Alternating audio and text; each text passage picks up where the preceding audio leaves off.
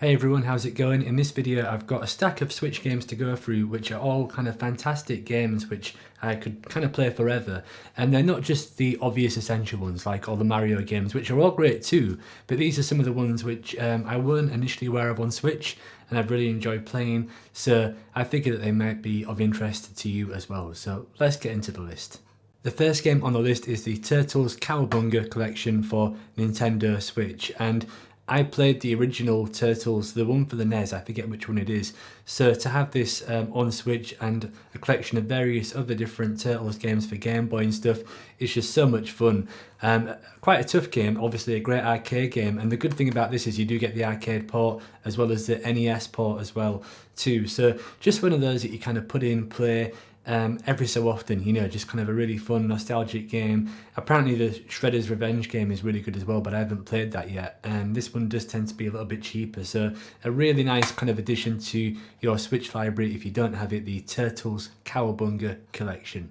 Next on the list is Rayman Legends, and this is a pretty cool game as well. It's I think this may have originally came out for Wii U, and basically you've got like the kind of base game of Origins, well sort of, in this, but you've got to unlock it. You can't just kind of select and play through Origins straight away. You've got to kind of progress through the game itself to unlock all the various levels in Origins. So yeah, this one I don't think is as good as Origins. I've got that for PS3, and I just don't like the Murphy thing. I think it was something that was designed for Wii U, and it's a little bit gimmicky and a little bit annoying. And I've also got the Hori Switch Pad Pro for my OLED Switch, and some of the controls don't work on that.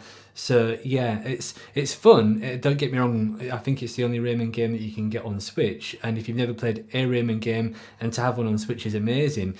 But in my opinion, generally it comes beneath Origins, but as an addition on the Switch library, it's pretty good as well. Next on the list is very much a game that I was completely late to the party to, and that was Red Dead Redemption. I know this is a game that's been around a while, but I only played it for the first time seriously earlier this year, and very much enjoyed it. We do have it on PS3 as well, which is great actually, but we got this brand new on Switch earlier in the year, and I just played through it, the entire campaign. I haven't played through the undead thing yet because I was a little bit Red Deaded out by the end of playing through the campaign.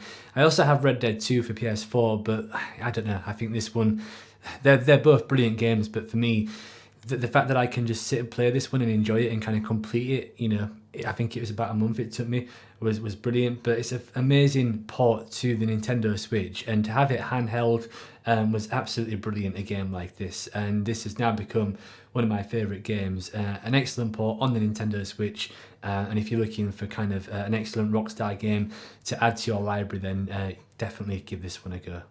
Following the Rockstar theme, we have GTA Trilogy, the GTA Trilogy. Now, this got a lot of hate when it was first released. I think there was a couple of bugs that actually really put me off getting this initially, but I've had no problems whatsoever, and unlike the original versions for PlayStation, Xbox, etc., a good thing about the remastered version is they've now fixed all of those issues, and things like if you fail a mission, you can kind of start from the beginning of that mission. You don't start from a hospital or your safe house.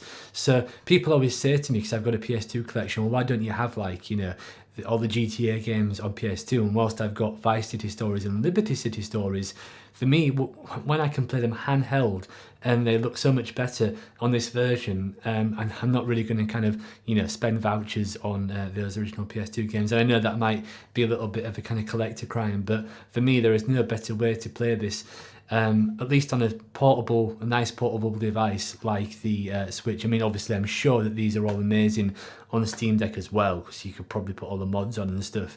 And don't get me wrong, Steam Decks are amazing, but the Switch has, you know, that portability factor as well, especially the Switch Lite. So yeah, and this I think is a solid addition to the Nintendo Switch library. The next game is not a game which I played yet. It's actually one that my better half plays, and that's Stardew Valley for the Nintendo Switch. She has been addicted for this over the last couple of months, and it has basically not left her Switch Lite console. And to be honest, even just looking over her shoulder and seeing bits of it, this looks an amazing game. Obviously one that's available for many different platforms because it's so popular, but on a Switch Lite, like what she plays it on, it's just a wonderful game to pick up and play. Very relaxing, very cool game, and a wonderful addition to your Switch library, which isn't, you know, always at the front of someone's mind when they think of a Switch game. It's not your kind of obvious Mario choice. The next game on the list is another nostalgic kind of run for me, and before I tell you what it is, if you are enjoying this video, please don't forget to subscribe to this channel for more content like this. It really helps the channel out. The next game on the list is this one, Star Wars Racer and Republic Commando. Now, I bought this game for Star Wars Racer, and to be honest, before I got this, I was hunting down the Star Wars Heritage Pack, and it kept going on sale on Amazon, so I was tempted to buy that. I think at one point it was like 30 quid. It's probably a game that might go up, but from what I could understand about the Heritage Pack, lots of games on there were download only, whereas both of the games are on the cart itself. And the game that I'm really interested in is the Star Wars Racer. I used to have that, one of my best friends used to have that for N64, and that's just such a fun racing game, man, just to kind of put on and play every now and then.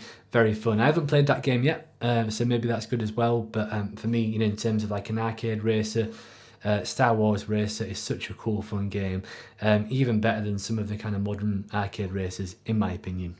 The next game which I'd like to show you is perhaps one of the most difficult games, probably the most difficult game on this list, and that is Cuphead. A very cool game which I got recently. I took this on holiday with me and never put it down. It's kind of, it is challenging, but it's, which initially put me off getting this game, but when you get into it, you realise that most of the faults are down to the player. It's a very, very fair game, and there are 2 difficulty settings for each of the levels, so you don't always have to go in the hardest setting, but this is a fantastic game on the Nintendo Switch, in my opinion. Just a great game to play handheld, and obviously it's one that's, you know, not an exclusive title as well. So yeah, probably one of the best games I played this year. Absolutely wonderful game. Check it out if you're in the market and you like kind of 2D platformers like what I do. The last game on this list is one of the very first games that I got when I got my Switch OLED, and that is the Crash Trilogy. I used to have this on PS4, and I do have fun memories of getting that on PS4 because I played it to death. It was brilliant to have a game that was remastered on there, but I sold that version, or traded it into CEX, I think, when I got this version. It's just a great game to play handheld, isn't it? You know, don't get me wrong, you know, some people, there seems to be divisive kind of gamers, sometimes those that only do kind of sit down console games and those that do handheld, but for me, obviously on a Switch you can dock it and play. It might be a little bit better quality on PS4, but for me, Switch is becoming more and more handheld as I, you know, gravitate towards playing PlayStations docked, or, you know, when I'm playing on the TV. So yeah, a wonderful port and an absolutely brilliant game. Obviously all 3 games in one, I'm sure most of you know this by now. Crash 4, if I had that, would probably also make the list. I got that for PS4, but until I've got that on Switch, I'm not going to be getting rid of my copy of Crash 4 on the PS4 just yet. So that's my recommendations. Those are like non-exclusive Switch games that I could play forever. I love all of those games. They're just so fun to pick up and play, and definitely you know, rocks in my Switch library. Perhaps maybe with the exception of Rayman Legends, because I've already got Origins on PS3. I don't know if that'll be around forever. If I get short of CX credit, then, you know, when I can play a much better game on PS3, I don't know how I feel about Legends. Anyway, what are some of your kind of favourite Switch games that you could play forever that are non-exclusive? Please share them in the comment section below, and if you enjoyed this video, don't forget to like and subscribe. Thanks for watching.